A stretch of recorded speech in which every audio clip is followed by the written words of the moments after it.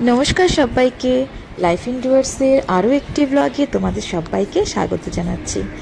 দিল্লি ট্যুরের আজকে আমরা যাচ্ছি, এটা হুমায়ুন টম্ব স্মৃতিসৌধ।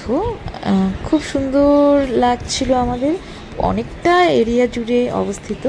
তো আমরা এখানে গেছি, সেদিন কাটালাম অনেকটা সময়, দেখলাম, দেখতেও তো অনেক সময় লাগে। তো বেশ অনেকটা জায়গা নিয়ে তৈরি, সবুজে ঘেরা, ভালোই লাগছিল আমাদের। আর সামনেটা দেখো, তোমাদেরকে দেখাচ্ছি, আশা করি তোমাদেরও ভালো লাগবে, দেখতে থাকো।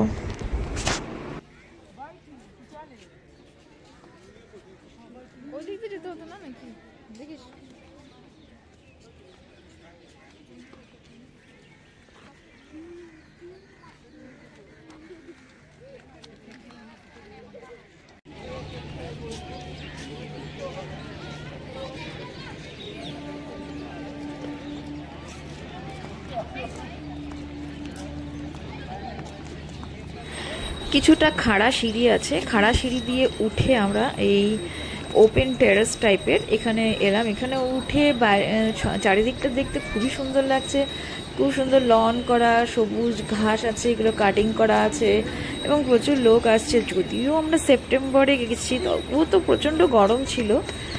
মানে এই তো কিছুদিন, এখন অক্টোবর, তার কিছুদিন আগে, ধরো 7-10 দিন আগে আমরা গেছিলাম, তখন খুবই গরম ছিল।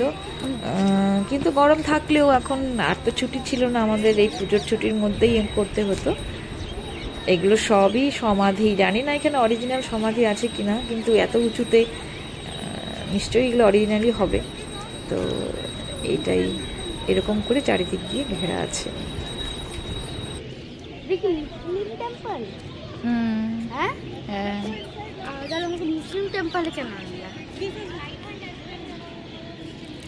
বারে দেখতে হয় না সবকিছু, নিজের দেশের কোথায় কি।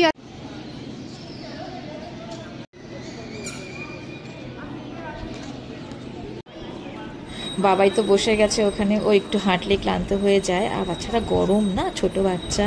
আর আমি চেষ্টা করছিলাম যে একটু মানে ভিডিও করতে পারি কি না কোনো কিছু, তো সেটাই আমার হাজব্যান্ড আমাকে হেল্প করছিল করতে। তো আমি হাঁটছিলাম, চারদিক দিয়ে হাঁটতে ভালোই লাগছিল।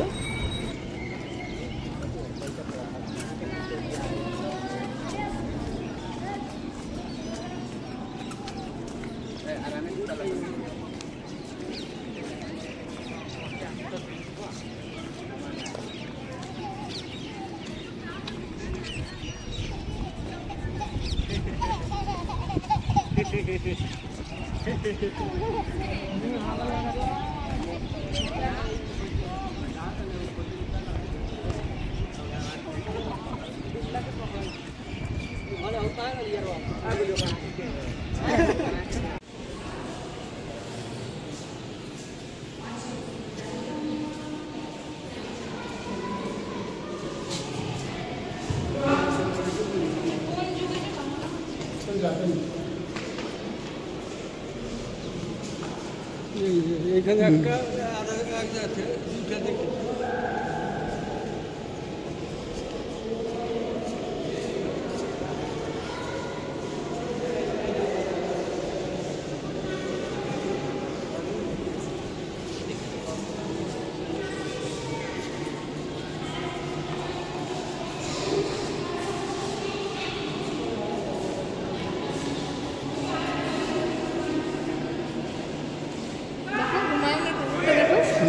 দেখছি দেখছি,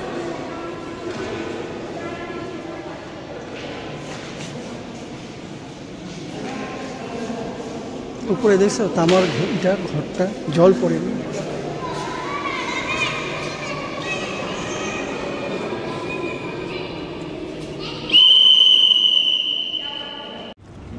যখন আফ্রিকা যাওয়া, আফ্রিকায় তোর ভাত পাওয়া যায় না, কি খাবা?